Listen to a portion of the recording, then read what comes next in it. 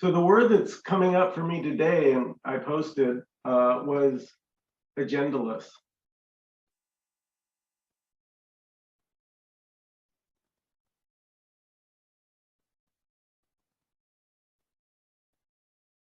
You know, it can just hit you that life doesn't actually have an agenda.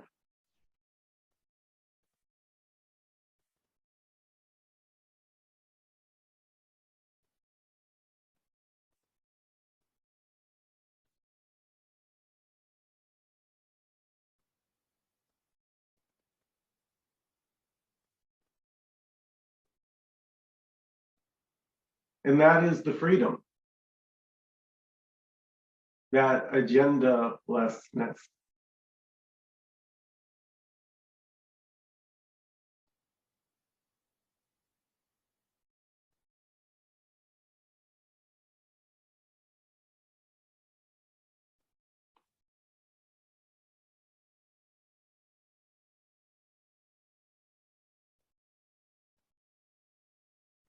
So if I look up to the right, I'm just letting people in and hoping to, if I let in a Zoom bomber accidentally, you'll understand.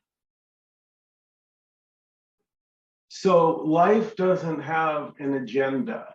Can that be sensed? That the rain and the clouds and the storm and the heat and whatever is happening doesn't have an agenda.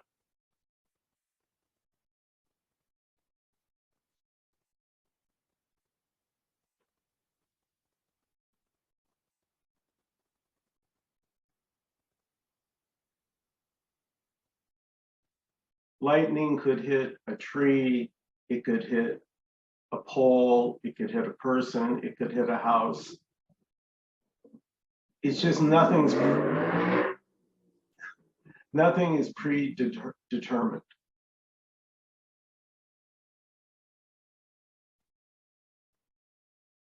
Now, for your entertainment, we can all take a look at something that does have an agenda.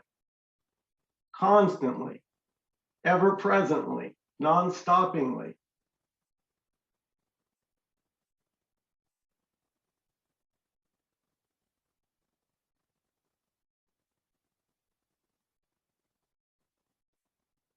And there's no freedom in agendas. So it doesn't work. So that's what may become obvious. All your striving and doing and efforting, because no, you can't do effortless and obvious.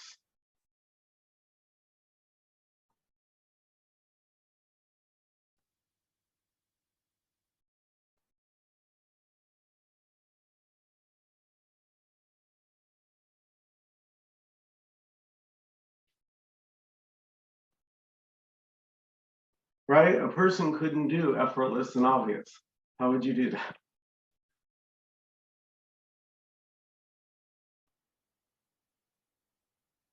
So there can be a complete, I'm just going to speak regular, just normal. There can be just a complete giving up, like a surrender, like I just can't do it. I cannot do it. I don't know. I don't know to turn left, to turn right. I don't know anything.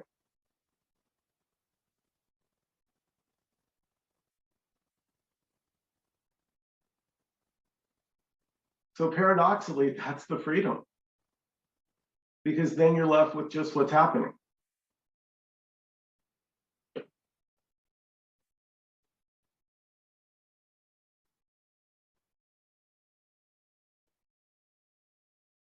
Because an agenda needs a past and a future. I'm getting somewhere. I have an agenda. I have an outcome in mind. Not life. Not this. This, whatever is happening, has no agenda. There's no reason for this meeting. Just it's happening.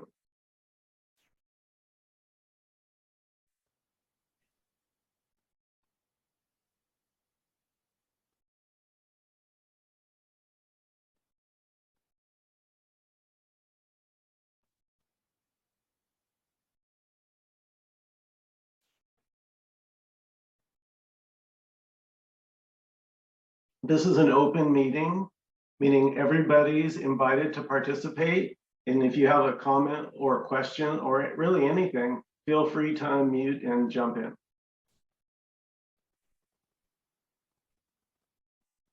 But can't there be a reason and it's just happening?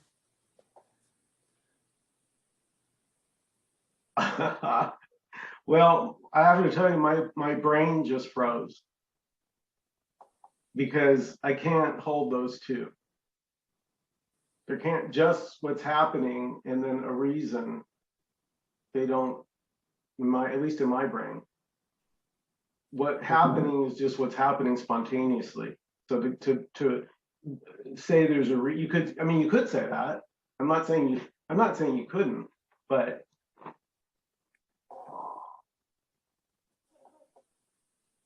because reason is what? An agenda.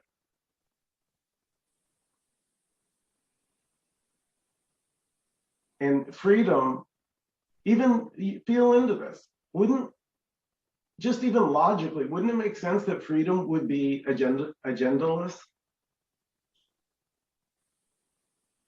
Just intuitively, like just in your heart.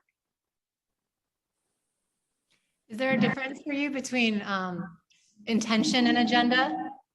Like an agenda feels tight, but I have the intention for meaningful connection, but I don't have a like tight agenda around it. Right. Yeah. Very good. That is a big difference. Mm-hmm. That tightness, that clinging. Mm-hmm. So yeah. So like if let's say you and I were going to meet for lunch and I was looking forward to it, there's Mm-hmm. nothing wrong with that. That's beautiful. Mm-hmm. It's just what's arising. But if it was like, oh my God, I got to make a really good impression. I hope she likes me, and I hope we have a business from from then on. Blah blah blah blah blah. Mm-hmm. Intention also, I guess, implies there's an openness. I intend for this, but I'm also open to other things arising. Well, the message here is there's no I to really have an intention. Mm-hmm. There's just life.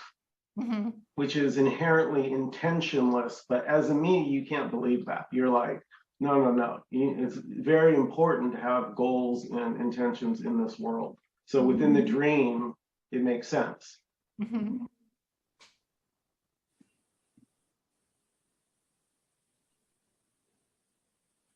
So you really can't go wrong. I mean, I know those of you who have heard Nkosi say that. You really can't go wrong. Because the me puts great importance on the story, that I have a good story and a good outcome. Very important. But that's not really happening.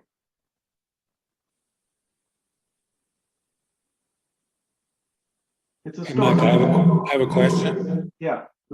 I keep hearing about awakened awake. So is there like people that are awake, but then they're awakened awake? You mean like double awake, like better than just plain old awakened, or? Well, I mean, I think it's a higher level. I mean, you can a higher level. Did you just say higher level? Higher level, yeah. Okay. So maybe people kind of wake up from the dream, but then they're not totally awake yet. Okay. Good question, but there's no one to awaken. Oh, right.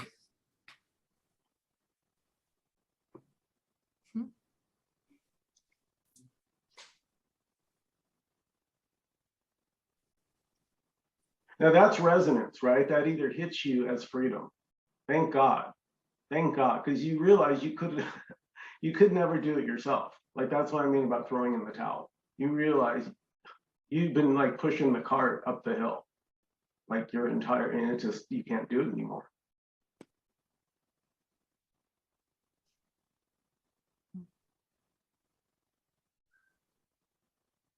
So then the me might freak out. It might go, well, okay, Michael, Mr. Big Shot, if I just lay around and do nothing, then my bills won't get paid. And fear, like all these fearful thoughts, that's a protective mechanism. Of course, the character is going to feel those. It's natural because it wants to exist. It wants to keep going. It doesn't want to end. Everything wants to keep going. So There's nothing wrong with the me wanting to fight for what, but it's up to you to see through that and realize there's nothing there.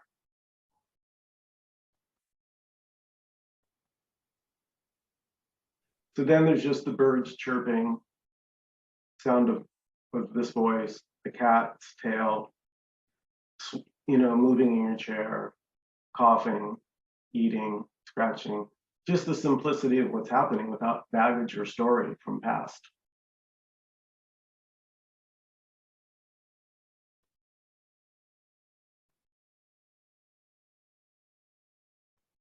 So that's when it becomes simple and obvious, because without dragging the past in here,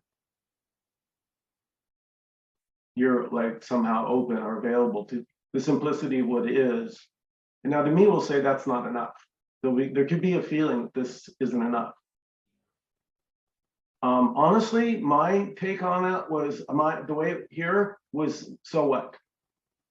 Okay, so it doesn't feel enough in this moment. Who cares?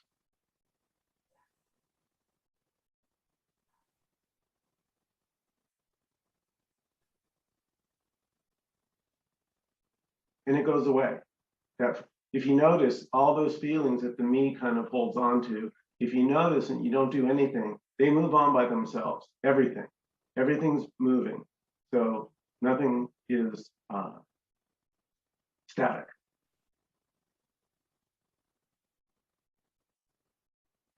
Sorry, did I even come close to answering your question?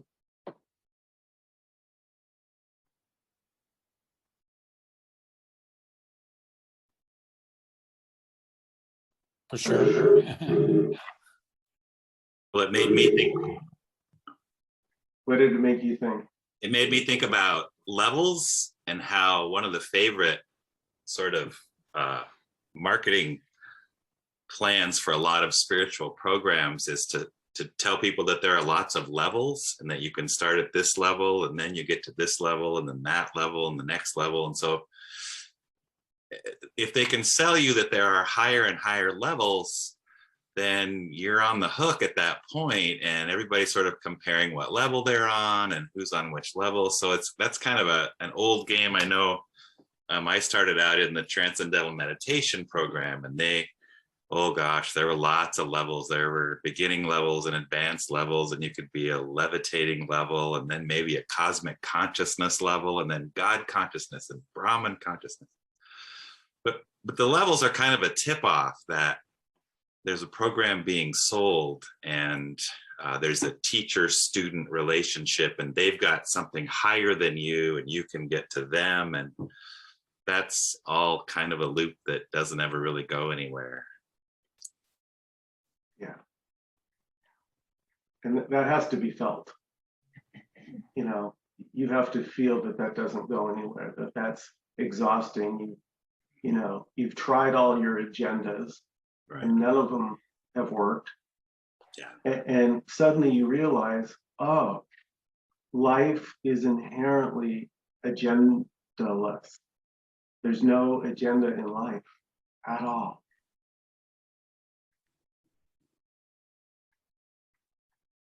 I'm new, so this might be obvious, but imagine you're giving a talk, there's a big audience, like, of course you like want it to go well, right? Sure. So what, like, how do you approach that? Do you approach it as like, sorry, sorry. I guess what would just be your mindset around it? There is no you to have a mindset, but like, how do you like relate to a situation that you do want, you have intentions that you can give service to other people? That's a good question. Yeah. So I see those just as thoughts. Mm-hmm. There's a big difference. When there's a me there, then I think that thought has to do with me. Mm-hmm. So if let's say a nervous thought arises, right? You're about to give a presentation. Mm-hmm. And you start to get self-conscious. If there's a me there, you're going to get all wrapped up. But if you realize that, well, of course the me wants to look good in front of these people. Like you somehow understand the thoughts. Like instead of identifying as a thought, mm-hmm, it's somehow, there is a sense of unconditional acceptance. Mm-hmm. So the approach is just to separate yourself and see there's the self that wants to look good or get it right or all the things that we do. Well, actually, there's no self. Okay. So, or just to recognize there's a part of something that believes it's a self, Yeah, wants to look good. And get it. exactly. Yeah, we could say the character thinks it's real. The character that thinks it's real wants to do a good job, get it right. Exactly. And so there's just the awareness of the character so that you don't identify with the character. Right. But that was, in a way, that was the compassion I saw. By the way, welcome, Nkosi.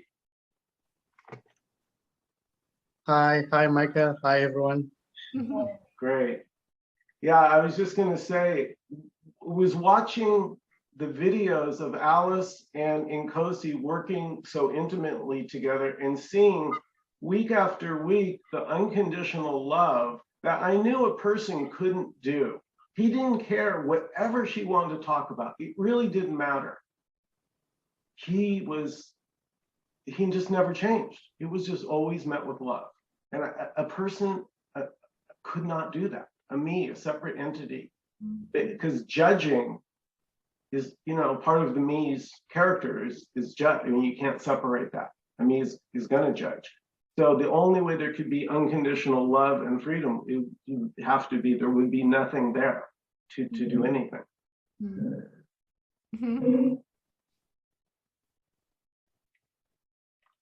Yeah, I've never felt so loved as I have with him in this world. Thank you, Nkosi.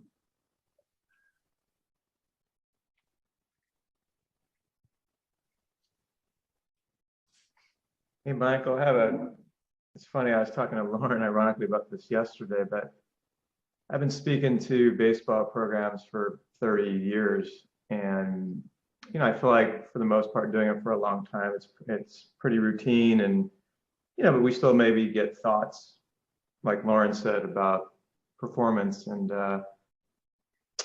so my buddy was in town with the University of Hawaii with his team. And so I went and spoke to him on Monday. But I've been living so much more lately, the last year or so, in spaciousness and, categorylessness. Agendaless is a new word I can add to that now. And luckily, this is one of my best friends in the world. And so there wasn't like that kind of pressure of a new team, but still, I just had this feeling. Shoot, I think I just made a mistake. I'm sorry to interrupt, but we might be getting Zoom bombed. So let me get rid of this guy. I'm just going to work with this guy. Anytime you see pickle juice in a screen name. Yeah, I'm so sorry. It's just that I'll tell you guys the secret.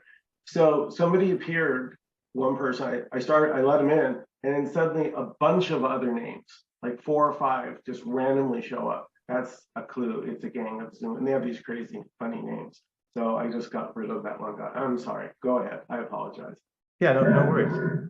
So the cool thing is that we went to lunch before the meeting, and he asked me, well, we talked before the meeting. He asked me what we were going to talk about, and I just said, I don't know. I mean, I always know sort of where I'm going, but the point is that it was probably the single most agendaless mindset I've ever had in my life. And it was the most relaxing, comforting, flowing, and I'd say arguably it was one of the better speeches I've given, maybe in 30 years. And it just goes to your point about, and kind of what Lauren was saying too, it doesn't mean my mind didn't have thoughts and I didn't maybe have some navigation going on, but it was really minimal and it felt very distant. It really wasn't in my head. It was sort of maybe out there. The overriding theme was just this flow of, it's just all perfect, whatever comes out. And that's how the speech went. So I just thought it was interesting that was the topic tonight about agendalessness. And I just lived through that just the other day. It was really a cool experience to just be, I don't even want to use the word surrender. I felt like it was just, well, the word, one of the words I love, happening. It was already happening. Beautiful.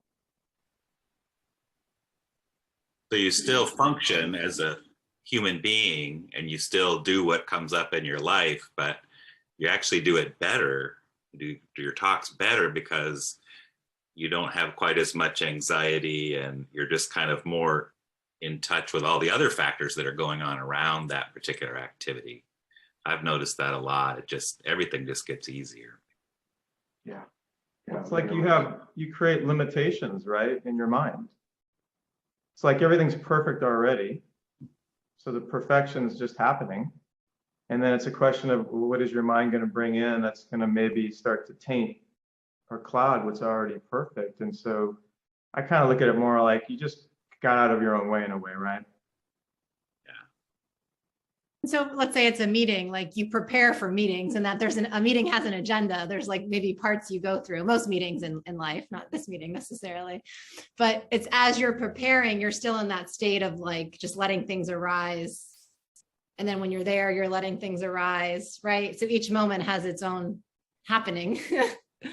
Even though you're in preparation mode, it's still in a kind of an agendaless preparation. That makes sense. Yeah.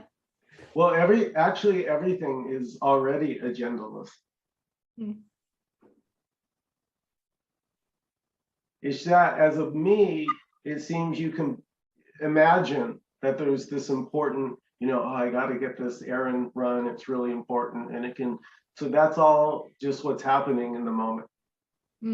Like it still doesn't mean anything, even though to the character, getting this errand done before they close at 5 or whatever it may be, it can feel really, see, that's the beauty. There's no rules. That's what agendaless means. And there's no place for me in that.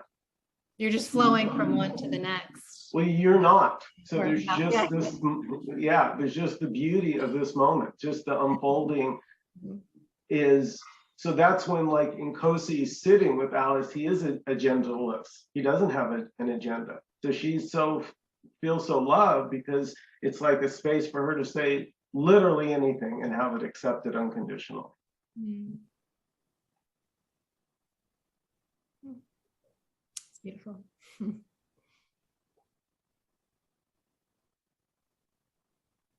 Nkosi, do you have any words tonight for us on life being agendaless?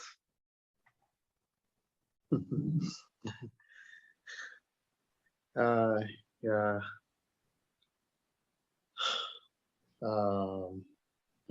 This what is just doesn't mind what's happening.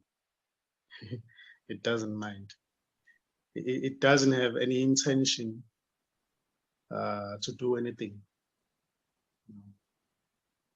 It's just there's only what's happening. There's no one who's doing anything. And it may seem as if somebody's doing something in its own imagination.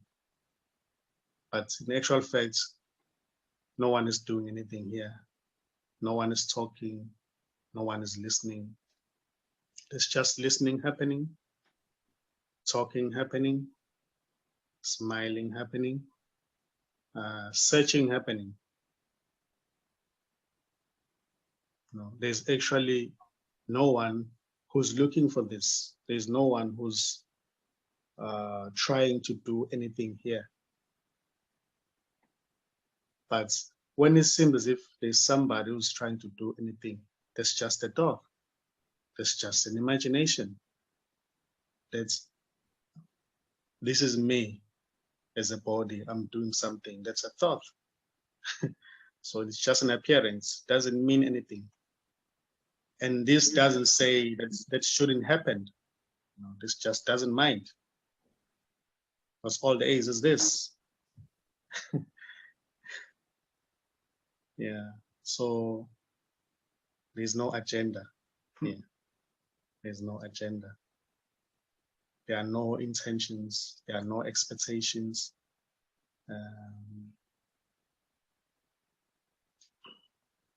There are no desires to get anything, to know anything.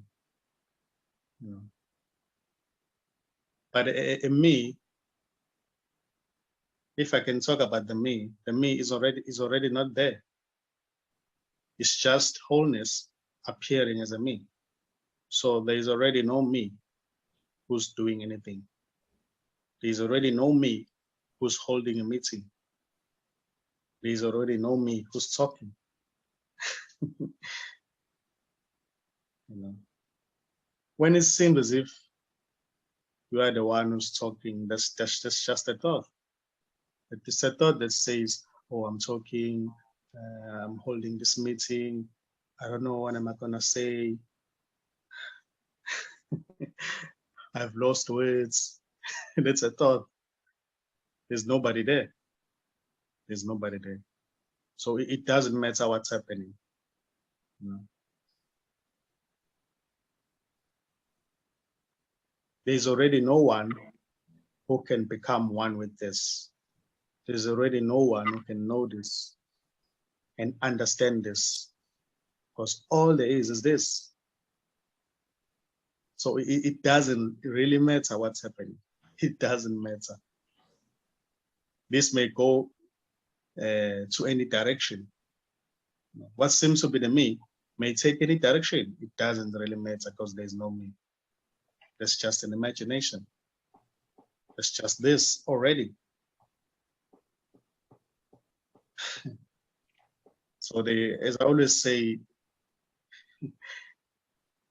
there's nobody who's outside of this. There is no me who's outside of this. There's no one who can decide anything here. There's no one who can come up with anything to say here. Because everything is this.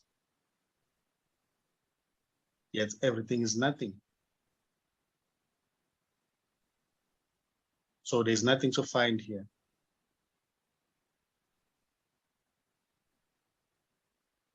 So the me, what seems to be the me, is going nowhere because it doesn't exist. It's just a thought.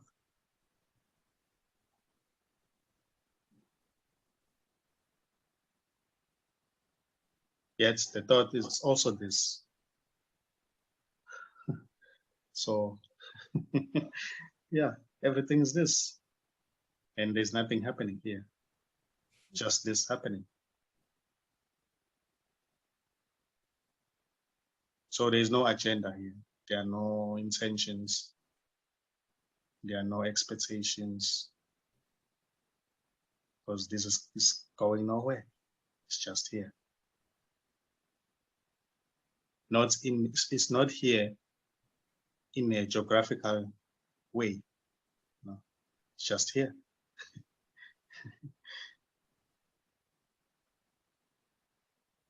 So it doesn't matter, any question may arise, any idea. It may seem somebody's saying something, looking for something, asking a question. It doesn't really matter because all there is this.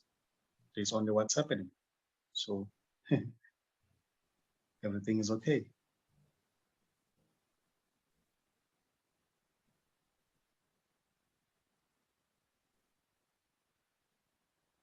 Yeah, that's what's coming up.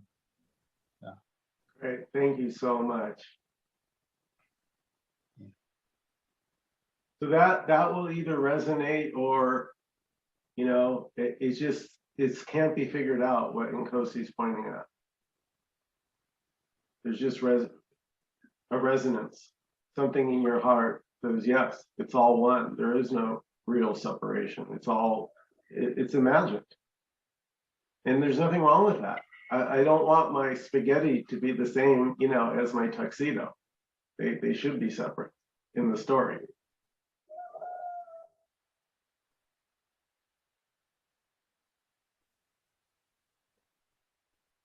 So there's no bad guy here. No good guy.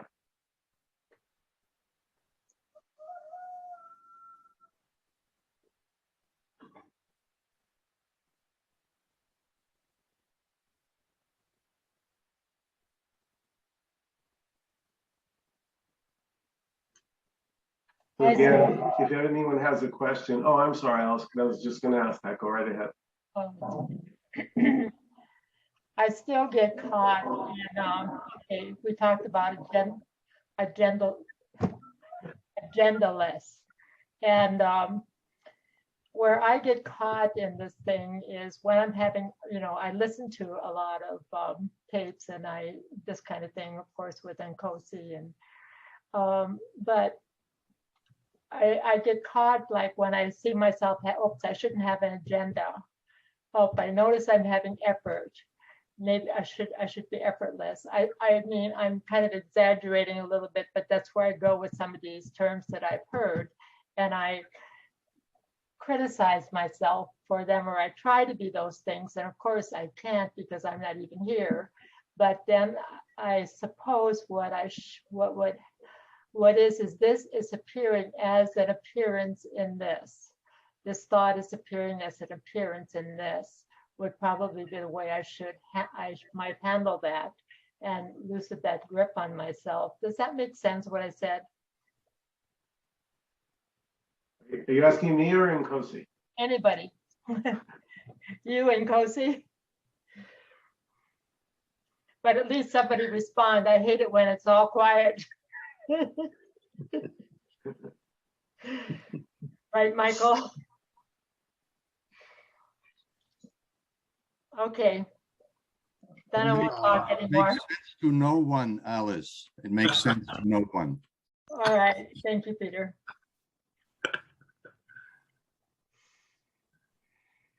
It makes total sense, Alice. But I have such big plans, guys. I have such great plans going down. Yeah, that's it. That's the me, Jim. The me has an agenda. Were you here? I think you weren't here for the first part, but it's all we've been talking about is the freedom is in the agendalessness. Yeah, but here's my list, man. I got a lot of plans. Good luck. Have at it.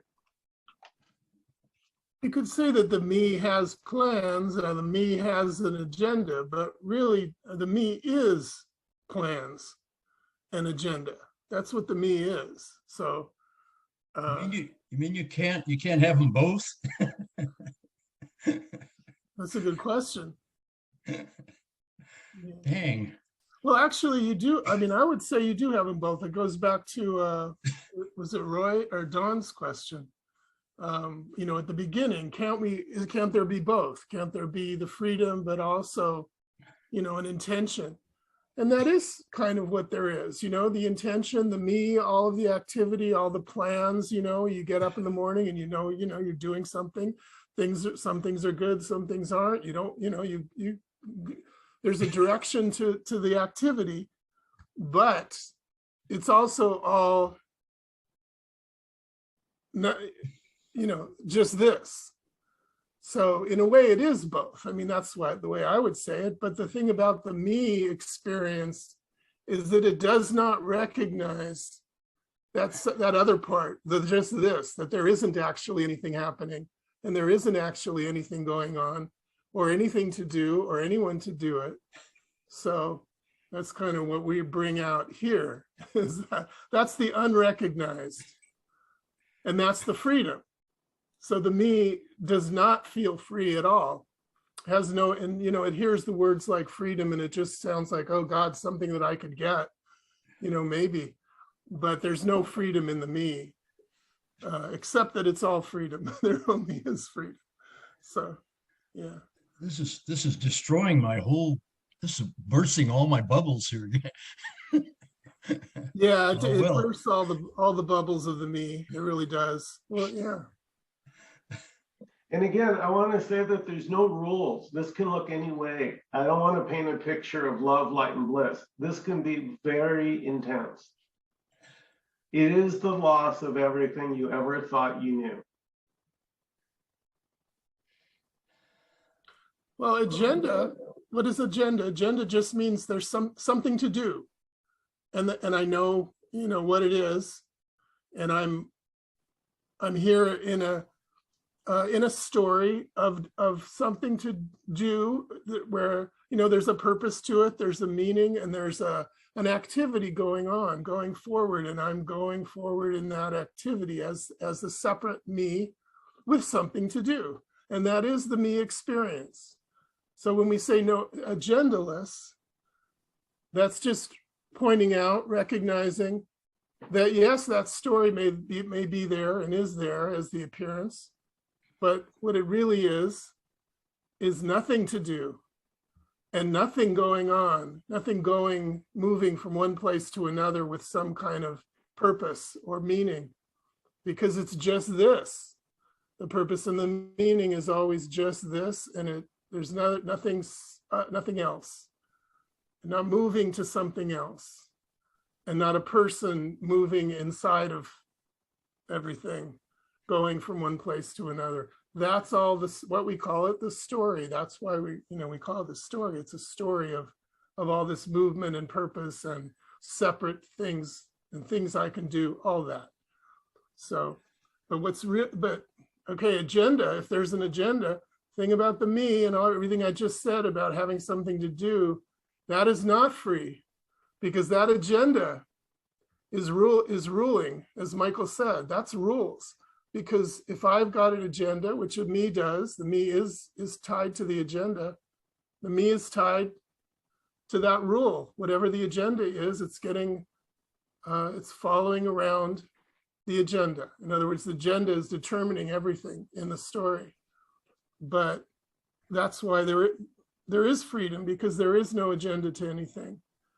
There's just freedom, and there's nothing that's tied to an idea or a rule or a concept or anything. That's all. That stuff is what goes on in the me story, the me experience. Could we not just say that the agenda is just what's apparently happening, and that's just this too? And so there is just an agenda apparently happening. And there's a simplicity in that, because there may be what appears to be, I'll call it rules or anything, but that's just what's there. Yeah, good. Yeah, but that's too simple. Come on, it's got to be tricky, man. Let's hear some tricky stuff. So when I say that there's no one there already who can do effortless and obvious,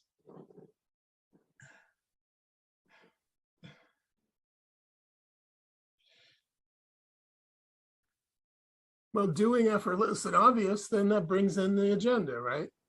exactly. So that's what I'm talking An about there can be like, I'm just going to say it, like almost like a surrender or a giving up, a complete, like, I don't know to do a left, right, up or down. You're just so at your wit's end. And that's because all your tricks have not worked.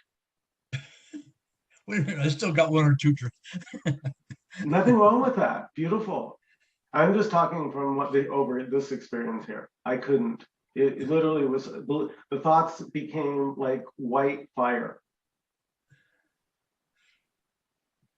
And the me will never run out of tricks. Endless bag of tricks. Except that the me doesn't exist. So there's no one to give up. So there is no giving up. Yes.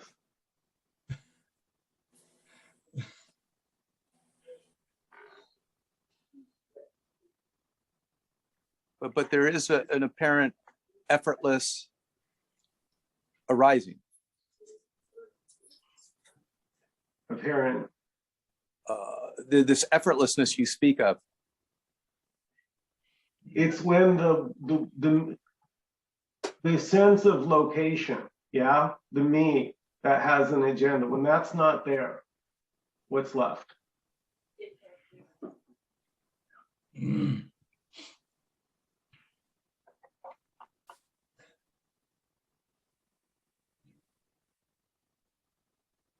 So Dawn's not here right now. So your entire life story doesn't exist.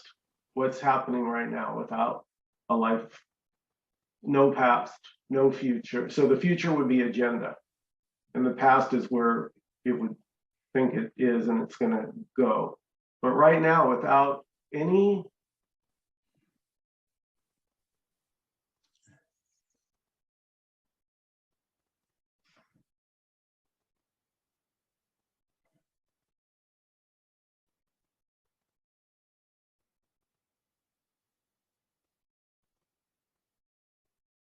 As I look around, hard to say, because if I say, well, there's popcorn popping in the kitchen with my wife, I am saying that, or the me is aware of that or observing that. So, okay, so I can't know what is here until I or the me is not here. Or maybe the me there is part of what's happening.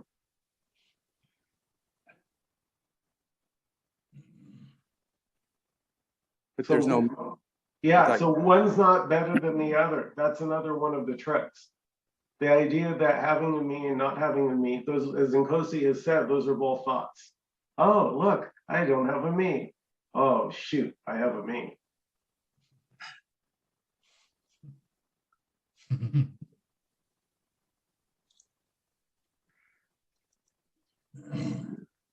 Also, maybe Don, if you take out the word apparent and just stick with the word arising, right? It's just arising. I think the word apparent is sort of a trap for the mind, right? Mm. That makes sense? Yeah, no, I got you. Like moments like life arises and we just arise with it. Not we, but like everything's just arising. Yeah. Period, I guess. Yeah, exactly. Yeah. So no, there's just we can make up stories, and there's nothing wrong with the stories. They're beautiful stories, they're tragic stories, they're harrowing, they're horrible, they're despicable, disgusting, but it's all this as that. And none of it is really this, because those are only stories about this. See, we can never actually talk about this, because every story is a limitation. Every word is a limitation. What we're talking about is boundlessness, unlimited, and can't be spoken about.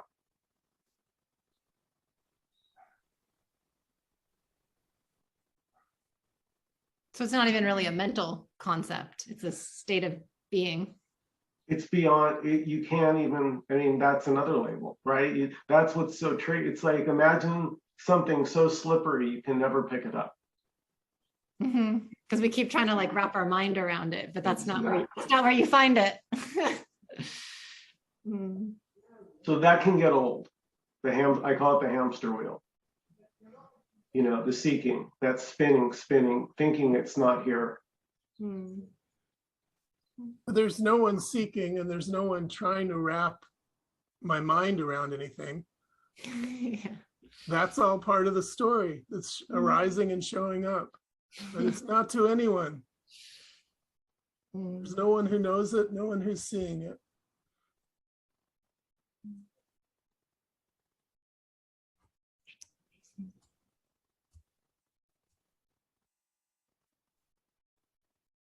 So again, so me trying to figure this out, which is I can either say, oh, that's bad because there's no me, or I could just say, this is what's arising. So what's arising is me, or yeah, I'm going to use the word me.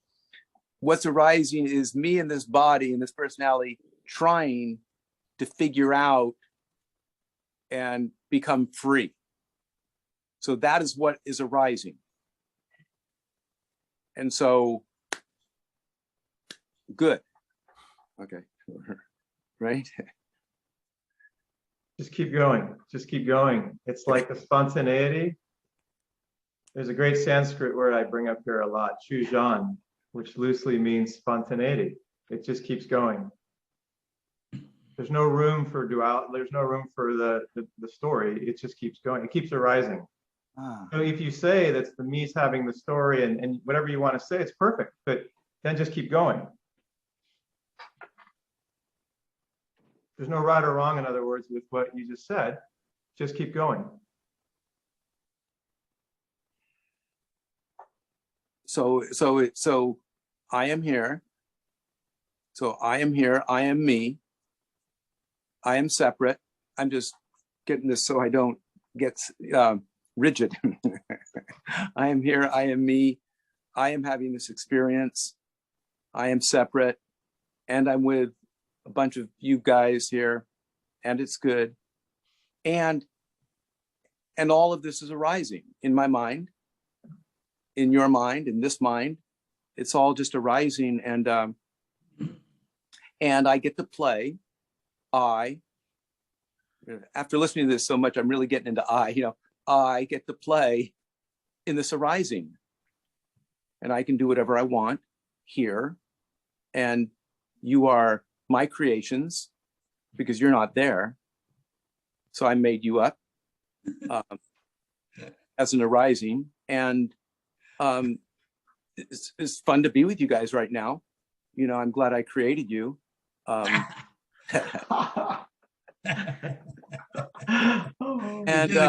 you did a good job. and I may, and you laughing, which is enjoyable to me. So this is my life of creation arising, or arising through me. And I am part of it. So it's good. So it's a good game. It's a good life. The end. Thank you. Yeah, I mean, knock yourself out, guys. Listen, trying to figure this out, I, spent a small fortune on non-duality books, but I have to say, I've heard a lot of so-called speakers all bring up one book in common that we all, in here too, and in fact, I went and saw them live 5 times, including here at UCLA, just very less than a mile from where I live here in LA. Eckhart Tolle, The Power of Now, was many people's first glimpse at the fact that there was something else besides the mind going on. And so I have really no conclusion about it, but I've just noticed a number of speakers cite that. And it was here too. I remember being stunned. Now, Eckhart said there's only the now. Okay, I wouldn't say that, but at the time it was sort of revolutionary, because he was saying, well, the past doesn't exist except a thought, and the future doesn't exist as a thought. There's only the now. Well, I don't even know what the now is. It's this. But in a way, this is a placeholder. It's just the word that I liked it, and Nkosi used it, but because it has the least amount of baggage. You could call it God, you could call it love, you could call it anything you want. It's not about the word.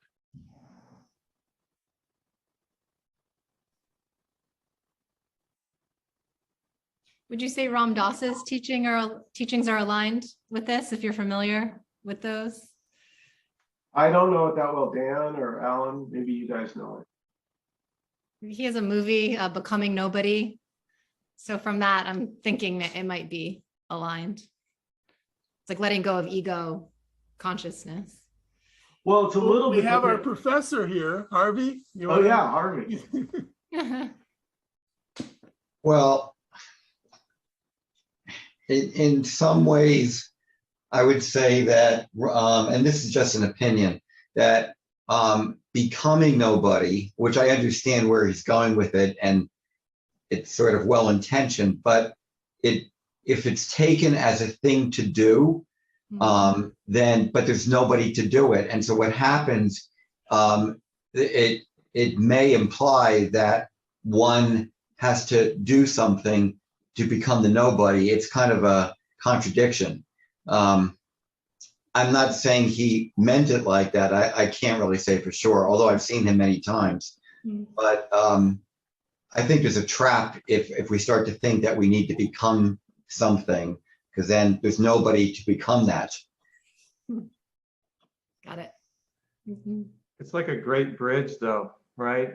We Yeah. talked about bridges. Peter, of course, loves my bridges, but no, it's a bridge. It's close. It's that 99% tile, but it's still a label, on which, Harvey, I love your take on it, because yes, it can be very tricky. I remember, Michael, one day in your apartment, the word surrender came up, and I remember thinking about surrender is also a trap word.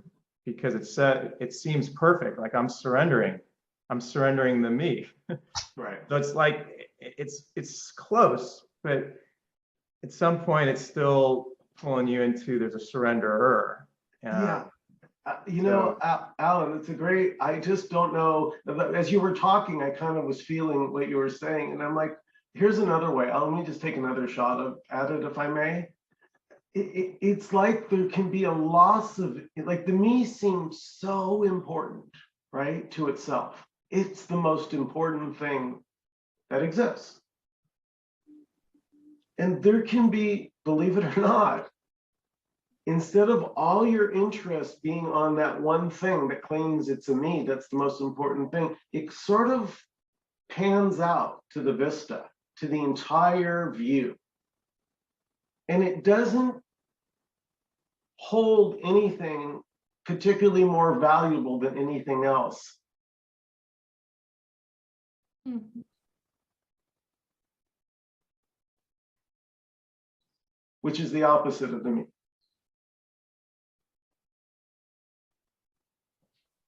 Any other last comments or questions before we close out this evening? I was thinking Eckhart Tolle says in the beginning, like he sat on a bench for 2 years, like that had equal value as like a successful career or relationship. It's all. No, I gotta say, if you got high ambitions, you will better run. Because when the non-duality in the me starts to evaporate, you get so fucking lazy. You do, because you realize how much stuff you did on autopilot because it was socially expected, or you thought you should, all this bullshit. Oh.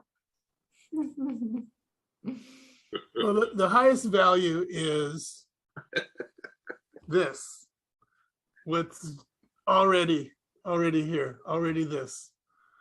That's the last word. So you're telling me, Michael, that I gotta give up my agenda? Man, this hurts. Yeah, but you don't actually, and you couldn't if you wanted to. But the agenda is all appearing, and that's beautiful. What about my list? Yeah, where would any of us be without our Nkosi, tell him he can't go wrong. If I just throw away one page, if I reduce it down to one page, is that better? Well, that sounds like a good agenda. You got an agenda to get rid of an agenda. Nkosi, do you have a few words to take us out, please?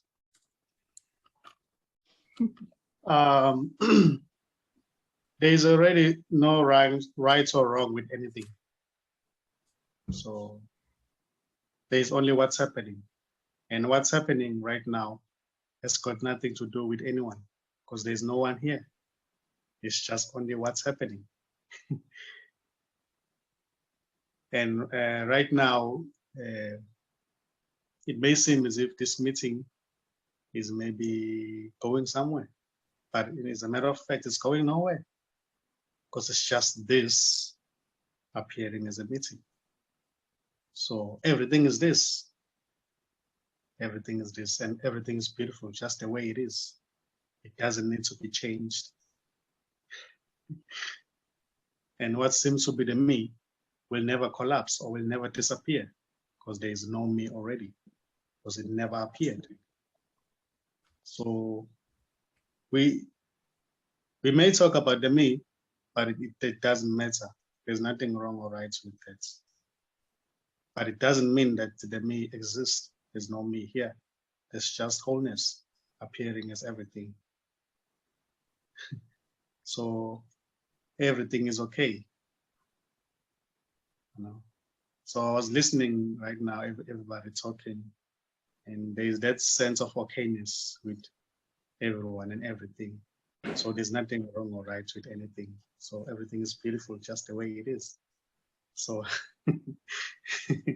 yeah, ready. There's nothing to say. Yeah, that's it. Well, that was beautiful. Thanks to each and every one of you for coming. I so appreciate all of you. Nkosi, brother, as always, thank you so much. Everybody have a great evening.